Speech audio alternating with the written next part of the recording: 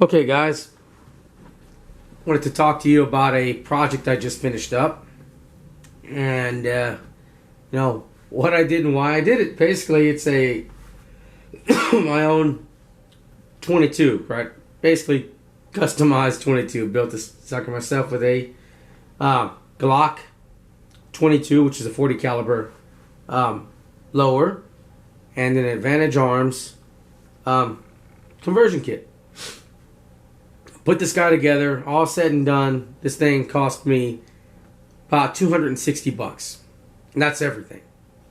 Right? I want to go over how and why I did that. Now, first off, some people would say it'd be easier just to go and get the ISSC M2,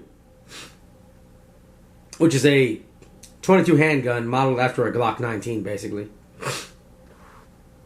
And yeah, it'd be close if you had a Glock 19. That's the easy way to go about it. Those things will run you, used 250, new 350-ish, give or take, right? Anyway, I decided to go this route, right? It cost me about the same as getting the, I'm just going to call it the M2, and then I'm going to call this one the, it's just the G22. But I could have went with the M2, but personally I prefer this converted G22, right? Gen 22, because it's the same frame as my Glock 17, right? My wife's, my brother, all of us use a Glock 17. So I wanted us to practice with the closest we could, which would be a Glock 17 or 22 with its conversion kit, right? It's a lot cheaper for a lot of people to go down to the range and fire 22. I mean, like look at those cheap, big yellow boxes, UMC, bulk stuff, the cheap stuff, 9mm. I'll see it about $70, right? Just a shade under $70. And that's 200 rounds, 250, I forget. It's been a while, but yeah, like 200, 250 rounds, 200 rounds, and you compare that to a box of 22, even some good stuff like mini mags. That's gonna be, you can get them as low as $8 if you're, 14 if you're getting ripped off, but $6.99. $7, $8, something like that, for 100 rounds. There's no comparison. Of course, shooting center fire isn't, and rim fire are two different things, recoil and all. But I like to throw that down range.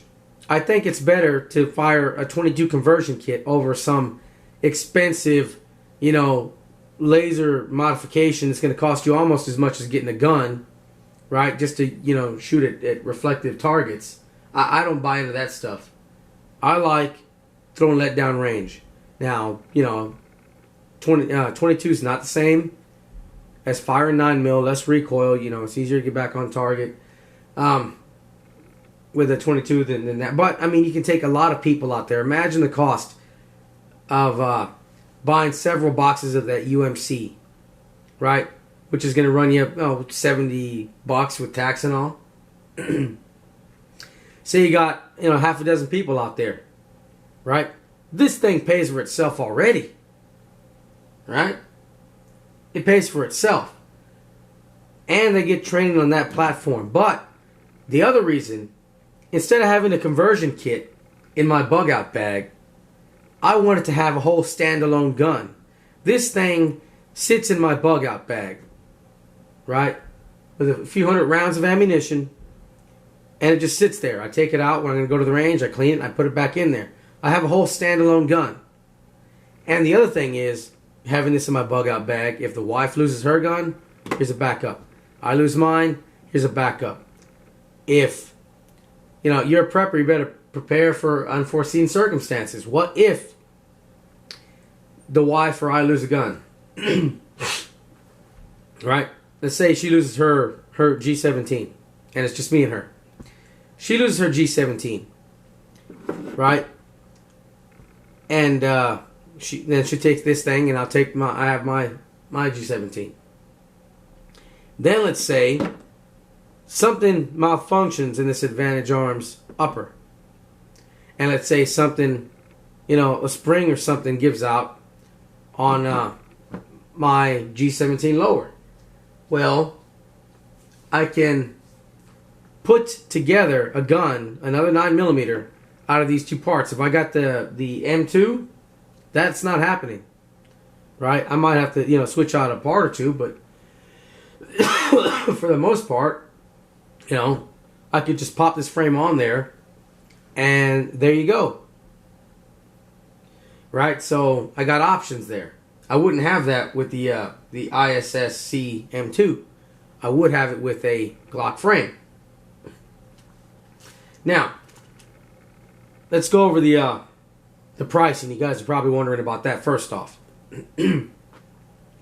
I bought this Advantage Arms kit. I made a video about it years ago, and I'll probably post it in the description bar. I bought this guy for about $260, the conversion kit. Then, about a month ago, I'm in a pawn shop, and I see a Glock 22, right? Like new. I mean, the magazines were flawless, the polymer flawless, right? I could tell it wasn't used much. So, I bought it. I talked the guy down. I got it for like $395 for the Glock 22. Now, I'm going to go over why I didn't keep it in a bit. Let's go over pricing first. Now, so right there, $395 for another gun.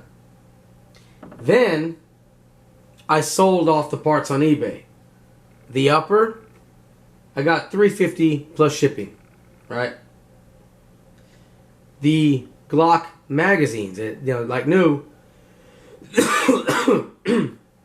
I got on was it Arms List? Yeah, on Arms List. And I put an ad out to trade magazines. So I traded this guy my, like new, 15 round 40 caliber magazines for 5 10 round 40 caliber magazines. Right? And I just say, I'm going to California, which, I don't know who would want to move to California. But I said I was going to California and I couldn't take my magazine. So, let's help each other out. So, he took those 3 15 rounders. I took the 5 10 rounders.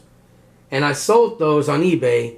Got, on average, $20. Some 17, some $22. But on average, about $20 for the 5 magazines. And then the Glock, the Tupperware, the plastic case it came with, and the cleaning kit, that was like 24, so just say $25 for the box, right? So right there, I made my money back and then some a little bit, right? So basically, it just cost me the conversion kit. Now, why didn't I keep that 40 caliber? If you remember the video I made a video and a follow-up video. Should you buy a 9mm or a 40 caliber or another caliber during the ammo scare? And if you watch that, you remember I said, if you want a 9mm but you're thinking about something else because you can't find ammo, just buy the damn 9mm. Because you can always find 9mm cheap, unless once in a blue moon there's some event or some ammo scare or something goes on. But majority of the time, it's always on the shelf. If you remember back, a lot of people were saying, well, you can't find 9mm, so get a 40. You can still find ammo on the shelves. And I was against that. I said that you want the 9mm because it's a popular round. If you ever need to barter or trade for it, if you ever, let's just say that firearms were ever illegal and you didn't turn them in. Well then, you probably have better odds of finding 9mm than something else because everybody's hoarding it. everybody and their grandmother hoards 9, so they probably have it somewhere. And don't think it wouldn't happen. If you look into go into a coin shop and you see rare and collectible coins. Remember, Roosevelt required everybody to turn in their gold coins, right? So they could be melted down. The reason you see these collectible coins on TV and in coin shops all over the place is because people didn't turn them in, right? It was their property. They didn't give it up. So the same thing would happen with firearms. You would want a caliber that everybody's stocking up on, not that few. Now, 9mm disappeared off the shelf, in a week or less. 40 caliber and 45 were still out there for months. And some people want to go that route. And obviously, guys that bid up that slide, I just put it, starting bid 99 cents. I knew it wasn't going to sell for 99 cents. But there's people out there that have a different opinion. That's fine. But they bit that sucker up and they're thinking, hey, look, now I got versatility. I got two uppers for a caliber. Or, you can get one of those, what is it called? The Spectre lowers where you can just build your own gun. Your Fourth Amendment gun, like your ghost gun, right? No paperwork. Maybe they did that. Right? I did put in the ad, you could add that on there if you wanted to. And it's totally legal. But anyway, that's why I personally didn't want a 40 caliber. I wanted the frame. And I was able to make out like a bandit because I got it for a good price. And I was able to sell all the parts that I didn't want to get this. A standalone 22 that I can train with and throw my bug out bag, train my family and friends, my group with for cheap. So why did I go with the Advantage Arms? There's a couple of them. There's a signer, which, from my understanding, they have issues. They have reliability issues. So I didn't want to go down that route. They're cheap. That's the good thing about them. $200 or less than that, maybe. I saw one on Texas Gun Trader for, I think it was like $125. So, the price is good, but yeah, reliability, no. Good for clearing jams and stuff like that, practicing that, yeah. And also the signer, they don't lock back out on their last round. Advantage Arms do. I like that. Then there's the Tactical Solutions, which also doesn't lock back on the final round. But also, the Tactical Solutions and the signer both have steel uppers. So, they have feeding issues to a point. Some people say they don't, but I see some people that do. But they have feeding issues because it's a big, heavy slide compared to a little 22 bullet, right? So you can use like CCI mini mags to minimize the jams. This guy, it'll use bulk ammo in a box, a 525 box, the federal cheap stuff. I had probably, out of the whole thing, I think 7, maybe 8 hiccups, right? And that's the bulk stuff, and that's when it was new. I haven't found a box since then of 525. But it's not going to be 100% reliable with the real cheap bulk stuff. But, 7 out of 250, that's pretty good. That's damn good. Because, centerfire is, not really the most reliable as is. But anyway, the other two don't work very well with bulk at all. Maybe with CCI mini mags, you'll be okay. This guy, CCI mini mags, flawless. Flawless. Same thing as with the Smith & Wesson M&P, the 1522. I like to train with that, get iron sight practice with the group for cheap. So we'll take this and that one out. Other people take out other guns too. But for cheap target practice, that's what we take. They buy their own ammo, you can use my gun. That's the way I work. But that's why I went with this guy. And then, first off, it's a little more expensive, but much more reliable. And you can customize the sights. These are the same sights I have on my Glock. I put them on here too, right? You got an aluminum frame, which will cycle better than a steel frame. The magazines are heavy duty magazines. They're not like kind of wimpy like the Tactical Solutions. I saw it in a gun shop, and I'm like, remember when let me check it out, you know, I could tell the difference. And you know, then they got these 25 rounders too, man. They kind of synthesize your 33 rounder. Oh yeah, let me show you something real quick. I got one with a dummy round. I always store my guns with the dummy round.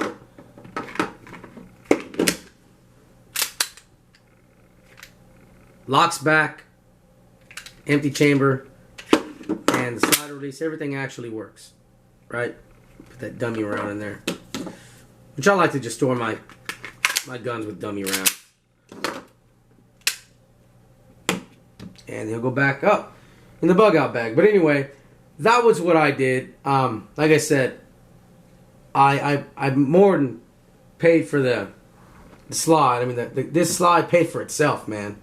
With the 5 magazines, about $20 each, $3.50 for the upper, $25 for the Tupperware kit, the gun case, and this thing cost me $3.95 plus shipping. I think I pretty much broke even, or maybe made a few bucks on it, give or take. I don't know.